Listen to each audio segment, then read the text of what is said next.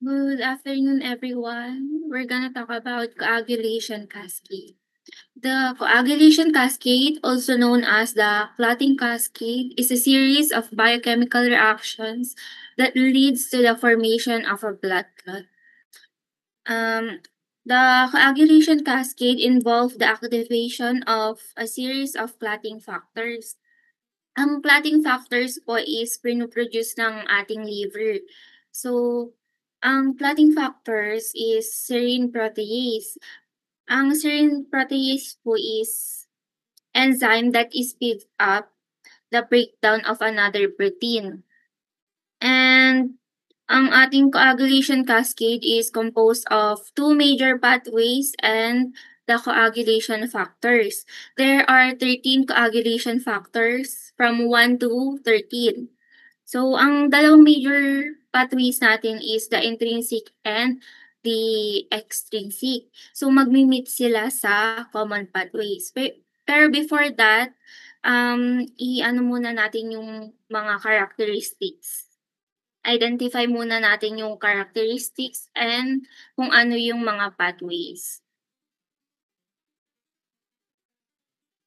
So, there are three groups of factors. The prothrombin, fibrinogen, and the contact group. The prothrombin group composed of 2, 7, 9, and 10. The fibrinogen group, on the other hand, is 1, 5, 8, and 13. The contact group is 7, 12, and 11.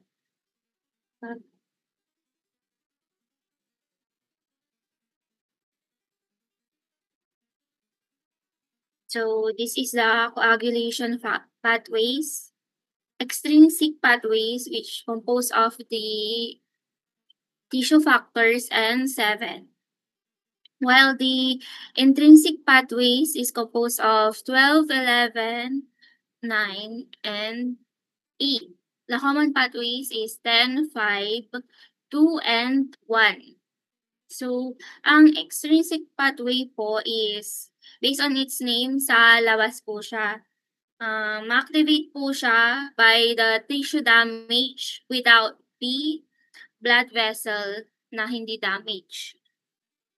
Sa intrinsic naman po is the damaged blood vessels. It composed of the damaged endothelia and the damaged platelets. So, sa intrinsic po, ang lab test na ginagamit natin is the PTT or the partial thromboplastin time. So, para maano po natin siya, matandaan, ang mnemonics po natin for PTT is play table tennis. So, kasi saan po tayo naglalaro ng table tennis? Sa loob po, di ba? And sa extrinsic naman po is PT. So, proton beam time. Ang mnemonics po is play tennis. Saan po naglalaro ng tennis? Sa labas, extrinsic pathway. So, ang intrinsic pathway po, ayan po.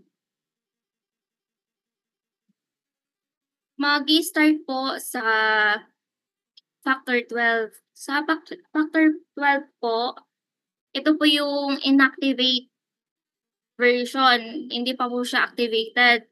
So, kapag po na-come across siya sa damaged blood vessel, ang mangyayari po is ma-activate siya. And kapag na-activate na po siya, may A po siya sa dulo, small a, which means activated na siya.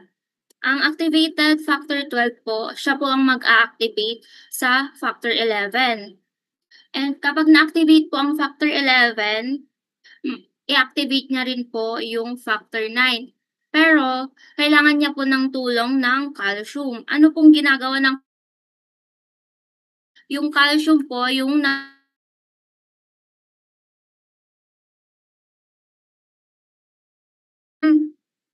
hindi po magkaklat ang isang dugo kung walang calcium. So, na-activate na po yung factor 9. Ang gagawin niya po, i-activate na po yung factor 10. Pero before that, kailangan niya po ng tulong ng tatlo po. Ang factor 8, calcium, and vitamin K. So, ano pong ginagawa ng vitamin K? So, kina-carboxylate niya po yung factor 9 para maging negatively charged.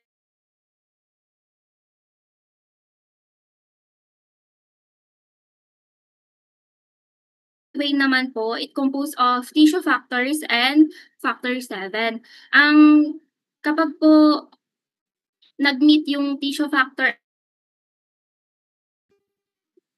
ang mangyayari po, i-activate ng tissue factor ang factor 7. Kapag na-activate niya po 'to, pwede pong i-activate ng tissue factor 7 ang factor 10. Pero kailangan niya rin po ng tulong ng and vitamin K. Ang complex po nila is tissue factor, factor 7 complex. And yung kapag activated na po yung factor 10, ang mangyayari po, pwede niya pong i-activate ang prothrombin. Ang tulong ng vitamin K, calcium, and factor 5. So, ang prothrombin po, ang isa niya pong name is factor 2. And kapag na-activate, ang tawag na po sa kanya is thrombin.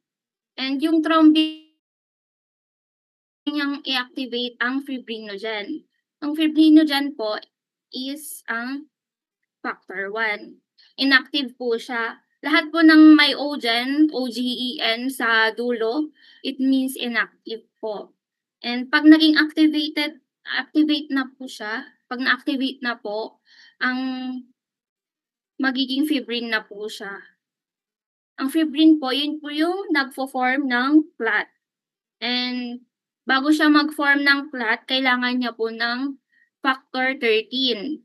Yung factor 13 po, i-a-allow niya po yung clot to cross-link para may stable po siya, fibrin clot. Yun lang po. Thank you po.